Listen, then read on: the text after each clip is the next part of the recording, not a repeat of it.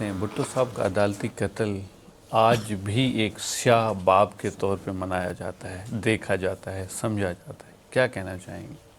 मेरे ख्याल में इम्तियाज़, जैसे कि भुट्टो साहब का मारवा अदालत कत्ल खुद तस्लीम कर दिया अदलिया ने। इतना जो जुडिशल कमीशन था उसने कहा कि ये अदलिया से गलती हुई, मतलब एडमिट कर लिया ना कि मतलब जो कत्ल हुआ था वो नाहक था, एक्स्ट्रा जुडिशियल मर्डर उसको काउंट किया गया। तो वजह ये है कि आज वो तो चीज़ें हो गई, लेकिन बात ये कि जो वाक़यात हो चुके हैं उसको अब उन लोगों के खिलाफ कोई एक्शन तो हुआ नहीं, या तो उन जजेस के खिलाफ कोई एक्शन लेना चाहिए था। जुडिशल कमीशन ऐसा जज में खफा, हाँ ये कहा जी हम माजरत ख्वाह हैं कि ये गलत अदलिया से गलत फैसला उस दौर में ये गलत फैसला हो गया। और उस अब ये नहीं पता उस जुडिशल मर्डर जो किया गया था उसके नुकसानात क्या हैं। अगर आज हो सकता है भुट्टो साहब होते तो आज सैनियो कुछ और होता।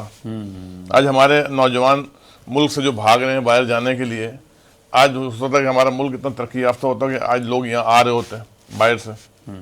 विजन था उनका विजन जो था अपने तरीके से वो काम कर रहे थे। भुट्टो साहब के दौर में आप अगर देखते हैं कि उन्होंने सबसे पहले क्या किया, बाहर जब वज़ीर ख़ारजा थे बाहर जाके जर्मनी दूसरी ममालिक से रब्ते कर करके अपने अवाम यहाँ से बाहर भेजी काम करने के लिए।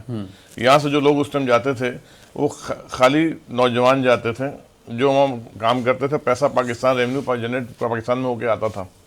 लेकिन अब जो है अब लोग फैमिलियों के साथ जा रहे हैं।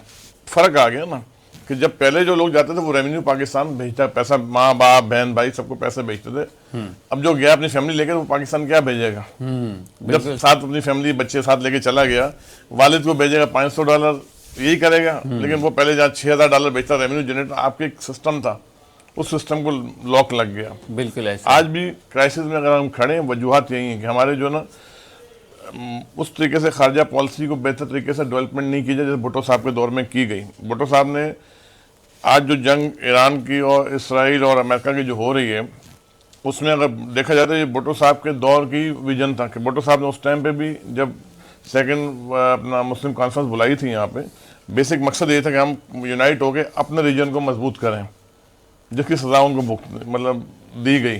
सही। मैं समझता हूँ कि अगर आज भी उसी पोजीशन पे अगर मुस्लिम उम्मा खड़ी हो जाए, भुट्टो साहब वाला विजन दोबारा ले लिया जाए तो बहुत बेहतरी आ सकती है और चीज़ें बेहतर हो सकती हैं। बिल्कुल ठीक, बिल्कुल ठीक।